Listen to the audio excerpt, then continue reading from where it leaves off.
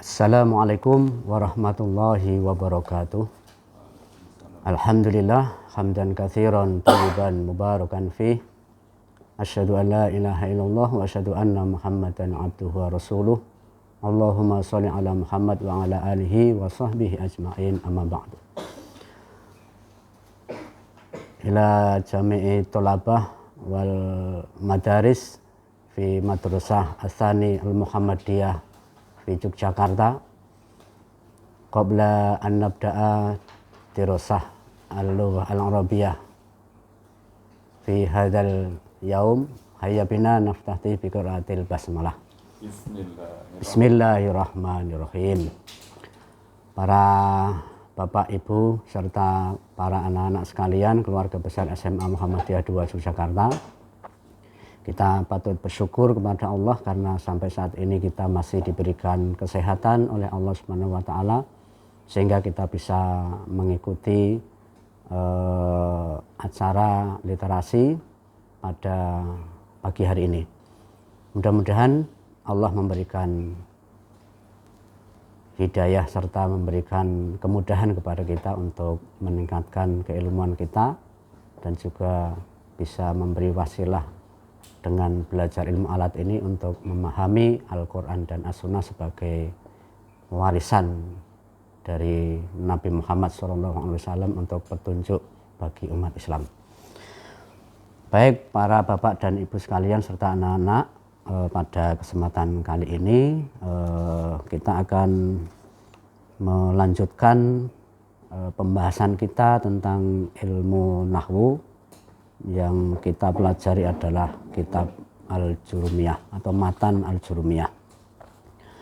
Sebelum kita lanjutkan pembahasannya, kita ulangi kembali narasi Matan Al-Jurumiyah dari awal agar supaya kita bisa lebih memahami lagi maksud dari kalimat-kalimat yang kita pelajari pada pekan lalu. Kita mulai. Bismillahirrahmanirrahim. Babul kalami. Adapun ini itu bab kalam. Di sini ada hadza yang dibuang.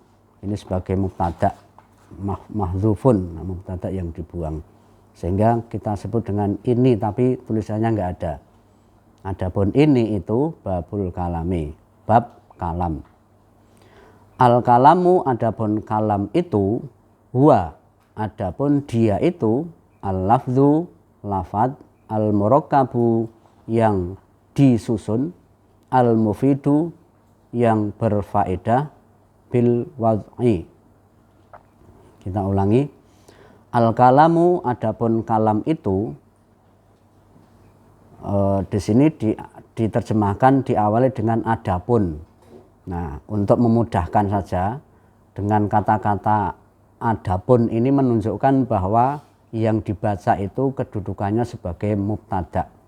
Al-kalamu, adapun kalam itu, berarti al-kalam itu kedudukannya mubtada atau subjek ya. Huwa, adapun dia itu, nah huwa ini bisa sebagai mubtada tapi dia badal. Jadi badal itu sama dengan mabdulnya. Huwa, adapun dia itu maksudnya kalam, al-lafzu lafad, al-lafzu lafad, al-murakkabu yang disusun, al-mufidu yang berfaedah, bil wad'i dengan tujuan.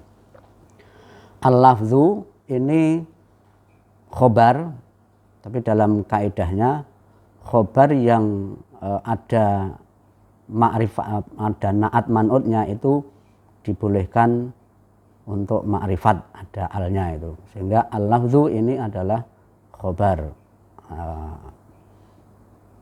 Lafad, al-murakkabu atau yang disusun ini naat ke al-lafzu.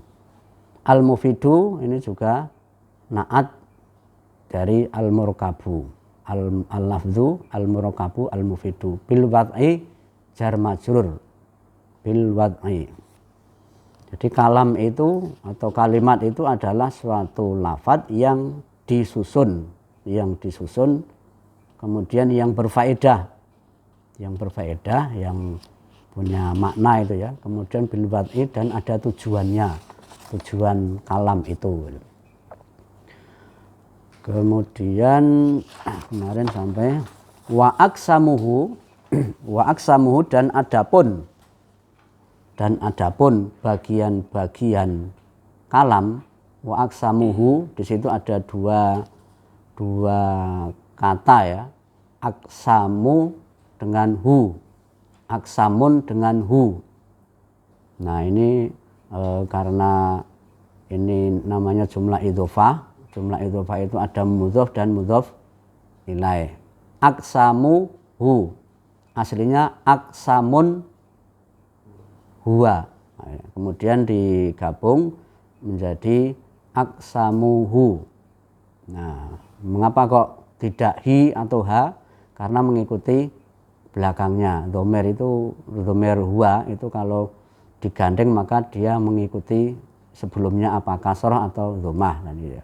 Karena ini dhammah maka wa aksamuhu. Adapun bagian-bagian kalam itu salah satun. Al-aksamuhu itu mubtada, salah satun khobar. Nah, pada prinsipnya secara pada asalnya atau aslinya yang namanya khobar itu harus nakiroh sebenarnya, harus nakiroh. Jadi pada asalnya khobar itu harus nakiroh, harus isim nakiroh. Tetapi dalam kondisi tertentu bisa ma'rifat dengan berbagai syarat. Nanti akan dijelaskan di berikutnya. Dan adapun bagian-bagian kalam itu ada 3.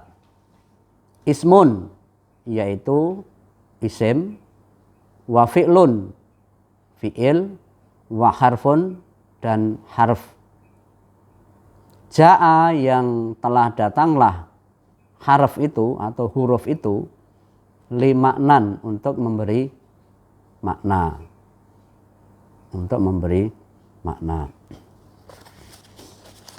Coba kita baca bersama ya, biar kita saya membaca kitab Jurumiyah, ditirukan ya.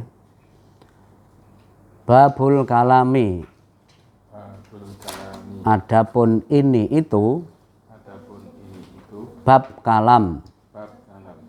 Al kalamu, adapun kalam itu, huwa, adapun dia itu, al lafzu, lafad, al murakkabu, yang disusun, al mufidu, yang berfaedah, bil wad'i, dengan tujuan.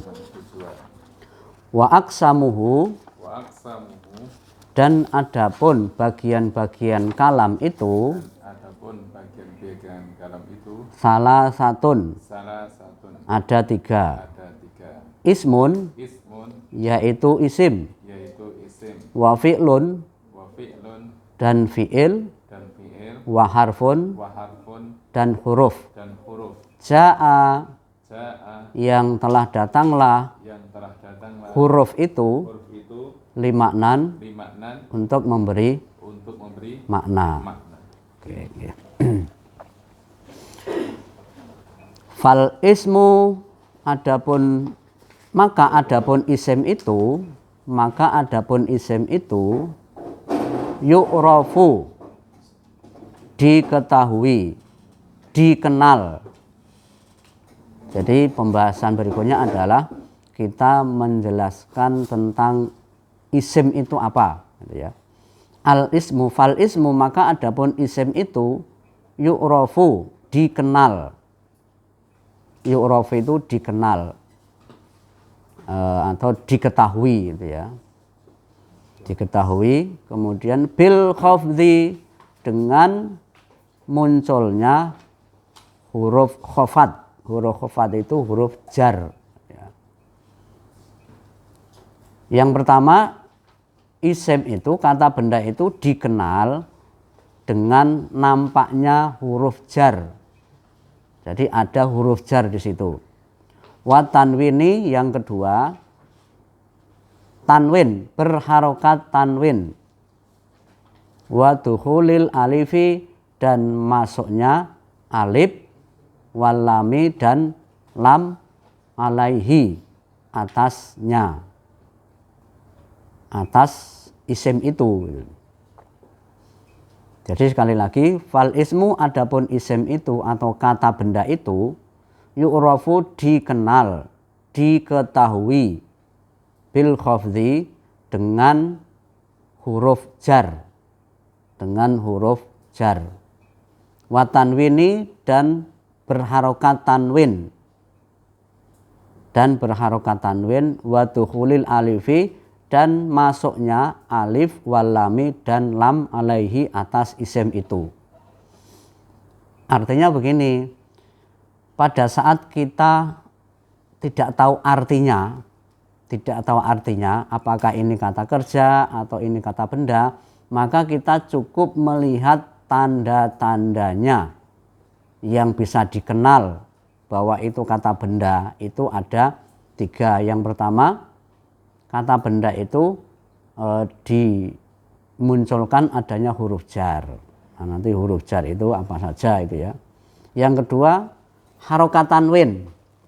Jadi kalau kita membaca Al-Quran atau kalimat bahasa Arab, kalau harokatnya tanwin, ini harokatnya tanwin itu biasanya di akhir ya, akhir kata ya. Apa ada tanwin itu di awal? Enggak ada ya. Jadi di akhir kata itu ada harokat tanwin, apakah itu fathah tanwin, an, atau kasroh tanwin, in, atau dhammah tanwin, un, itu menandakan bahwa kata tersebut merupakan isim atau kata benda. Kemudian yang ketiga, waduhulil alifi walami, dan yang ketiga adalah bahwa isim itu diketahui dengan masuknya huruf alif lam ke dalam isim itu, ke dalam kata itu. Jadi kata itu disambung, diawali oleh huruf alif dan lam. Ini. Nah, mengetahui kata benda, kata kerja, ini sangat penting. Ini sangat penting sekali, dan ini merupakan dasar seseorang kalau dia ingin belajar bahasa Arab, terutama ini ingin mempelajari bagaimana cara membaca Arab gundul. Karena tanpa mengetahui ciri-ciri isim ini, maka kita akan kesulitan. Nah, kita harus tahu ini artinya apa, ini artinya apa. Tapi kalau dengan mengetahui tanda-tandanya, ini tidak usah tahu artinya, tidak masalah. Yang penting, oh tandanya itu ada tanwin, ada alif lam, ada huruf jar. Ini disebut dengan isim. Kalau sudah diketahui isim, nanti akan bisa untuk mengkaji mana subjeknya, mana predikatnya gitu ya. Jadi penting sekali untuk mengetahui ciri-ciri dari kata benda atau kata kerja gitu kan. Nah, ini maka kemudian di dalam kitab Jurumiyah ini yang pertama kali dikenalkan adalah ya mengetahui ciri-cirinya itu. Karena yang namanya kalimat itu kan susunan dari kata-kata. Nah, kata-kata itu kan ada kata benda, ada kata kerja. Gabungan dari kata benda kerja atau kata benda dan kata benda. Nah, ini kan harus kita ketahui untuk membedah mana subjeknya, mana predikatnya, mana keterangannya, gitu. Mana kata kerja, mana pelaku, mana objek penderita. Ini kan perlu. Karena tanpa mengetahui isim, fiil, ini kita akan mengalami kesulitan. Sehingga di sini disampaikan tanda-tandanya isim itu ada 3, ada huruf jar, adanya harokat tanwin, adanya alif dan lam. Wa hurufil khafdhi. Oke, sebelum dilanjutkan dibaca bersama dulu ya. Fal ismu, dan adapun isim itu, yuk. Fal ismu, adapun isim itu, yu'rafu, dikenal, dikenal atau diketahui, diketahui bil khafdhi, dengan huruf khofat,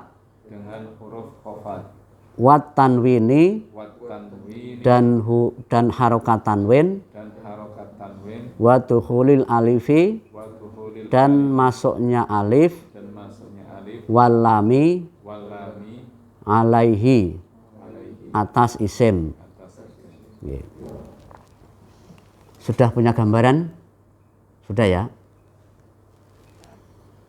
Wa hurufil khafdhi, kita lanjutkan, wa hurufil khafdhi, dan adapun huruf-huruf khafat, huruf-huruf jar, ini mubtada ya kan? Mubtada yang berupa jumlah idhofah. Ada mudhof hurufi, wal khafdhi ini mudhof ilaih. Wa hurufil khafdhi, dan adapun huruf-huruf khafat itu, wahia, dan adapun dia itu, nah hiya ini badal dari huruf jar, kembalinya kata ganti ke huruf jar. Wahia, dan adapun dia itu, maksudnya huruf-huruf jar itu, ini fungsinya biasanya untuk penguat, untuk menguatkan gitu ya. Wahia, dan adapun dia itu, huruf jarnya itu berupa yaitu min. Min, pertama adalah min, yang artinya apa min itu? Dari ya. Min itu dari. Wa ila, dan ila. Wa ila dan ila yang artinya ke. Ila itu artinya ke. Wa an, dan an itu juga artinya dari, atau bisa kalau dalam kalimat nanti berarti tentang. An itu dari. Wa ala, dan atas. Atas, wa ala, atas. Ada perbedaan ala atas dengan fauqa. Fauqa itu juga berarti di atas, tapi bedanya penerapannya, kalau ala itu barangnya nempel. Umpamanya ini kertas ini di atas meja, ini pakai ala, alal maktabi ya, alal maktabi. Umpamanya laptop itu di atas meja, berarti al-hasub alal maktabi, kan itu di atas ngala. Tapi kalau fauqa itu di atas tapi tidak nempel, seperti balon ini, kemudian lampu di atas ini namanya fauqa. Al-misbahu fauqal maktabi. Lampu itu di atas meja, ini pakai fauqa. Nah, untuk ala yang ada di huruf jar ini berarti di atas tapi biasanya nempel dengan barangnya. Wa fi, dan di dalam. Fi artinya di dalam. Wa fi, di dalam. Wa ruba. Ruba itu bisa diarti tuan gitu ya, tuan atau penguasa ya. Kalau Rabbil Alamin itu penguasa, tapi kalau diartikan dengan bahasa kita ya tuan. Wal ba'u, dan ba. Ba ya, ba biasa itu. Wal kafu, dan kaf. Wal lamu, dan lam. Jadi ada berapa huruf jar? Min, ila, an, ala, fi, ruba, ba, wa kaf. Ada 8 ya. Lam ya, lam, kaf, lam ada 9. Ada 9 huruf jar. Nah, apabila suatu kata yang muncul huruf jar ini di antara 9 ini, maka kata tersebut pasti kata benda, karena tidak mungkin kata kerja itu diawali oleh huruf jar. Tidak ada. Kata kerja kok ada huruf jarnya, itu enggak ada. Ya. Umpamanya fataha, fi fataha, enggak ada. Ya, mesti di situ kalau ada fi mesti fathi, dia sebagai masdar, sebagai kata benda. Sehingga kalau umpamanya kita membaca Arab gundul ada fi fi, ada fa, fi huruf jar, kemudian ada tulisan fa, ta, ha, tidak ada harokatnya. Nah, kita deteksi ini ada huruf jar, fi, berarti kata depannya ini pasti kata benda. Kalau kata benda nggak mungkin dibaca fataha, fataha semua nggak mungkin, mesti dia masdar. Nah, masdar itu biasanya tengahnya dikasih sukun, nah, ya, atau di situ harus ada harokat tanwin, gitu. Maka fi fathin, fathin, gitu. Nah, ini yang contoh ya, kalau umpamanya kita menemukan itu. Kemudian wa huruful qasami, dan huruf-huruf qasam, dan adapun huruf-huruf qasam itu wahia, dan adapun dia itu al wawu wal ba'u wa ta'u. Huruf qasam itu maksudnya huruf sumpah. Jadi ada 3 huruf sumpah yang ini kita temukan. Biasanya ketika ada huruf sumpah itu nanti harokat terakhirnya kasroh, umpamanya wallahi, wallahi, kita kan sering wallahi, sumpah demi Allah, ini artinya wallahi.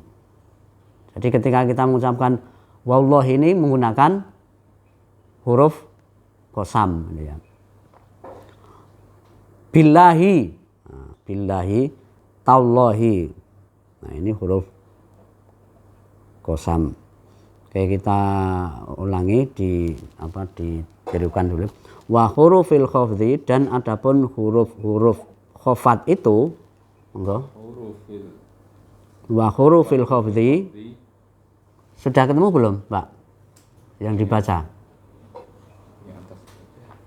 Yang matanya. Sudah? Ya, sudah ketemu. Wa hurufil khafdhi, dan adapun huruf-huruf khafat itu, ya. Wa hurufil khafdhi, dan adapun huruf-huruf khafat itu. Wahia, dan adapun dia itu. Wahia, dan adapun dia itu. Min. Wa ila. Wa ila. Wa an. Wa an. Wa ala. Wa ala. Wa fi. Wa fi. Wa ruba. Wa ruba. Wal ba'u. Wal ba'u. Wal kafu. Wal kafu. Wal lamu. Wal lamu. Wa huruful qasami, Wa huruful qasam. dan adapun huruf-huruf qasam itu. Dan huruf qasam itu. Wahia, dan adapun dia itu. Wahia, dan adapun Al wawu. al wawu. Wawu. Wawu. Wal ba'u. Wal ba'u. Ba. Ba. Wa ta'u. Wa ta'u. Dan ta. Dan ta. Ini merupakan ciri-ciri kata benda. Ciri-ciri kata benda. Oke, kita lanjutkan sampai ini ya, isim, fi'il, dan harf. Wal fi'lu, dan adapun fi'il itu di apa? Sudah ketemu ya? Wal fi'lu, dan adapun fi'il itu yu'rafu, dikenal, diketahui. Kalau tadi ciri-ciri kata benda itu apa? Sekarang ciri-ciri kata kerja. Wal fi'lu, dan adapun fi'il itu yu'rafu, diketahui. Bi qad, dengan qad. Jadi qad umpamanya qad qamatis shalah, qad qamatis shalah. Nah, itu ya. Dalam adzan itu, maka setelah qad itu pasti kata kerja. Qad qoma, sungguh, qoma telah berdiri. Qad qamatis shalah, jadi maksudnya sungguh sholat telah tegak, maksudnya akan ditegakkan gitu loh maksudnya ya. Jadi sudah mulai gitu ya. Qad qoma, sungguh. Qad itu artinya sungguh. Wasin, dan sin ya, umpamanya kala saya lamun itu, di situ ada sin, saya lamun, yang berarti akan ya, akan. Kemudian wasaufa, dan saufa, kalla saya'lamun, summa kalla saya'lamun, wa saufa. Dan saufa ini juga menandakan bahwa kata berikutnya kata kerja wa taknis as-sakinah. Taknis as-sakinah itu maksudnya ada tak sukun. Umpamanya gini, qad qomat, di situ kan qad qomat, ya enggak? Ya, sehingga dibaca qad qomati. Mengapa kok dibaca qad qomati? Karena kalau sukun itu mau dilanjutkan bisa dikasroh huruf harokat kasroh, qad qomatis sholah. Mengapa kok taknis ada tak sukun? Itu menandakan bahwa fa'ilnya itu perempuan gitu ya. Nah, jadi kata kerja itu bisa ditandai dengan adanya qad, kemudian huruf sin, kemudian huruf saufa, dan taknis as-sakinah, tak sukun. Umpamanya fa'alat berarti dakholat Fatimah, atau Fatimatu dakholat. Fatimah itu telah masuk ilal maktabati, ke perpustakaan. Maka dakhola ini bisa dikasih taknis kalau fa'ilnya berupa perempuan. Fatimatu dakholat, ada tak sukun di sana, namanya taknis as-sakinah. Wal harfu, dan adapun huruf itu, atau ditirukan dulu yang fi'il. Wal fi'lu, dan adapun fi'il itu, yuk. Wal fi'lu, dan adapun fi'il itu, yu'rafu, dikenal, bi qad, dengan qad, wasini, dan huruf sin, wasaufa, dan saufa, wa ta'it taknisi, dan taknis as-sakinati, sakinah. Wal harfu, dan adapun huruf itu,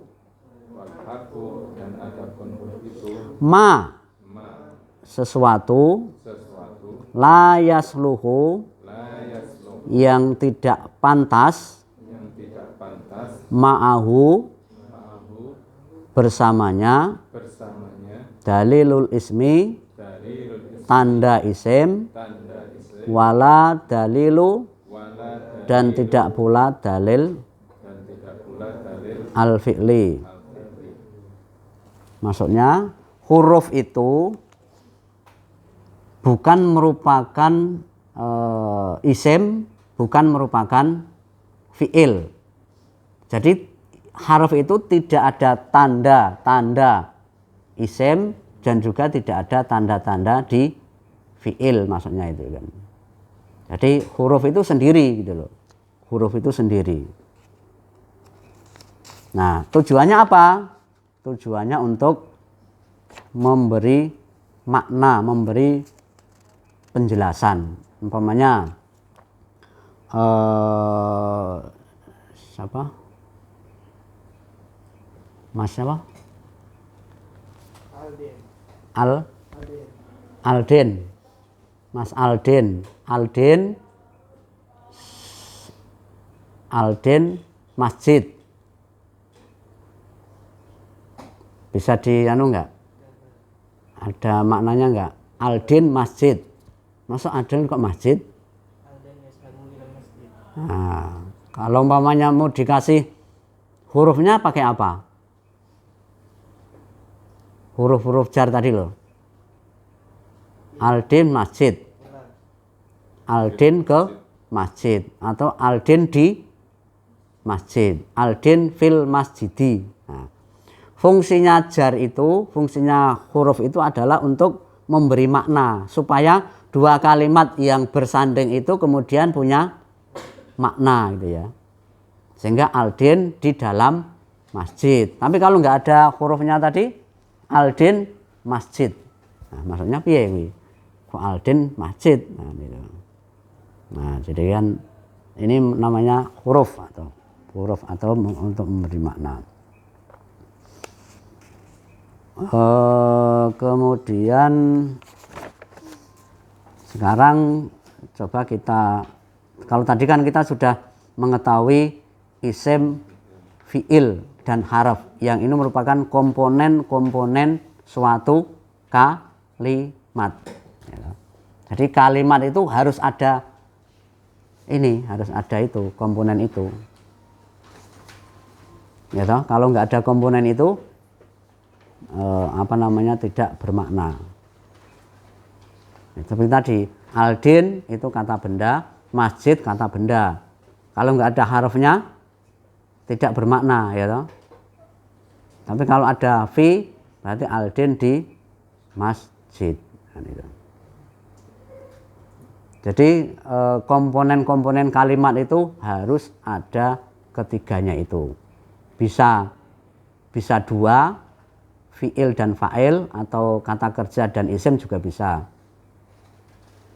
Tapi ada kalimat tertentu yang harus ada hurufnya, kan gitu kan. Yang harus ada hurufnya. Oke, sekarang kita ke i'rab. Nah, kita ke i'rab. Ini yang menjadi yang menjadi fokus dari ilmu nahwu itu. Ya, kemudian coba kita udah ketemu.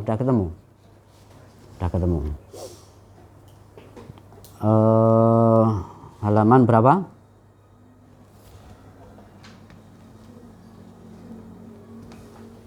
Ya, oke. Babul i'rabi, adapun ini itu bab i'rab. Ya, adapun ini itu bab i'rab. Nah, al-i'rabu, adapun i'rab itu apa? Wa, adapun dia itu taghyiru awakhiril kalami, perubahan akhir-akhir kalimat, perubahan akhir-akhir kalam, atau bisa juga kalam itu kata, ya. Perubahan akhir-akhir kata likhtilafil awamili, karena ada perbedaan amil-amil ad-dakhilati yang masuk alaiha, atas kalam itu. Baik itu lafzon berupa lafad, takdiron atau dia dikira-kirakan, ditakdirkan. Maksudnya begini, i'rab itu mempelajari tentang perubahan akhir-akhir kalam. Umpamanya fataha ini bisa berubah menjadi apa? Fathin, bisa kasroh, gitu. Ya enggak? Atau bisa fatahu, atau bisa fataha, gitu kan. Kalau fataha kan membuka. Kalau fataha, dua orang membuka. Fatahu, mereka telah membuka. Nah, ini berubah toh, di akhir kata itu kan berubah. Bisa perubahannya itu harokat, bisa perubahannya huruf, gitu ya. Jadi i'rab itu adalah perubahan akhir-akhir kalam karena ada perbedaan amil-amil yang masuk kepada kalam itu, baik lafadz maupun dikira-kirakan. Wa aksamuhu, dan adapun bagian-bagian i'rab itu arba'atun, ada 4. Yang pertama adalah raf'un. Rafa, namanya rafa, ya. Rafa itu kalau di harokatnya yaitu dhammah. Kalau berupa harokat bisa dhammah, gitu. Tapi nanti ada berupa perubahan huruf-huruf. Tapi kalau dilihat dari harokatnya, raf'un itu dhammah. Wa nasbun, nasab itu fathah, nasab itu fathah. Wal khafdun, apa khafdun? Berarti kasroh, gitu ya. Wal jazmun, apa jazm sukun. Nah, itu ya. Jadi i'rab itu ada 4. I'rab itu ada 4. Yang pertama dhammah, nasab atau fathah, kasroh dan sukun. Contohnya apa? Fataha, itu fathah. Kalau dhammahnya yaftahu, hu, harokat terakhir hu, ini fi'il mudhari', yaftahu. Kalau dia kasroh jadi fathi,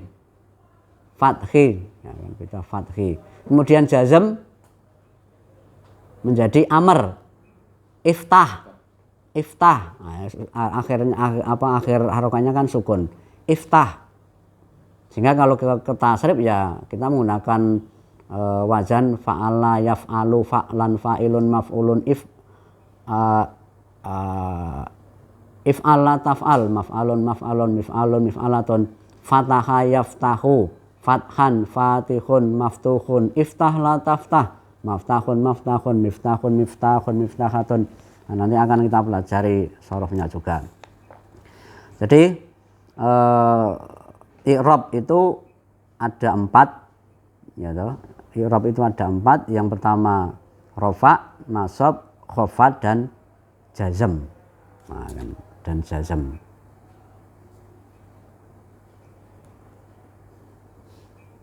Mas Aldin, rafa, i'rab itu ada 4, sebutkan.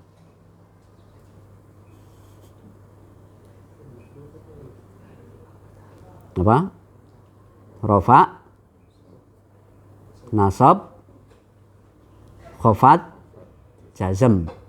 Coba ya bersama-sama. Rafa, nasab, khafad, jazm. Rafa, nasab, khafad, jazm. Rafa itu ditandai dengan harokat dhammah. Nasab fathah, khafad kasroh, jazm sukun, jazm sukun, khafad kasroh, rafa dhammah, nasab fathah. Jadi ini harus diketahui, harus tahu ya. Rafa, nasab, khafad, jazm. Rafa itu harokatnya dhammah, nasab itu fathah, khafad itu kasroh dan sukun itu jazm. Baik para bapak dan ibu serta anak-anak sekalian, karena waktu sudah menjelang masuk, maka kita cukupkan sampai di sini dulu untuk pertemuan kali ini. Mudah-mudahan apa yang sudah kita pelajari itu akan menjadi bekal kita untuk bisa mendalami risalah Islamiyah sebagai kitab suci kita Al-Quran dan Sunnah, bisa kita kaji dan bisa kita pahami isinya dan bisa kita amalkan sehingga kita menjadi manusia-manusia yang bertakwa dan juga menjadi khalifah fil ard ini dengan menguasai ilmu-ilmu yang diberikan oleh Allah Subhanahu wa taala. Dan mudah-mudahan menjadi amal jariah kita semua. Dan bagi para siswa semoga ini menjadi wasilah untuk kalian bisa sukses ke masa depan kalian. Mari kita akhiri pertemuan pada pagi ini dengan mengucapkan lafal hamdalah.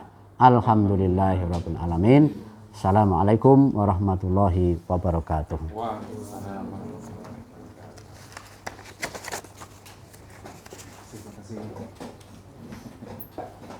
Yang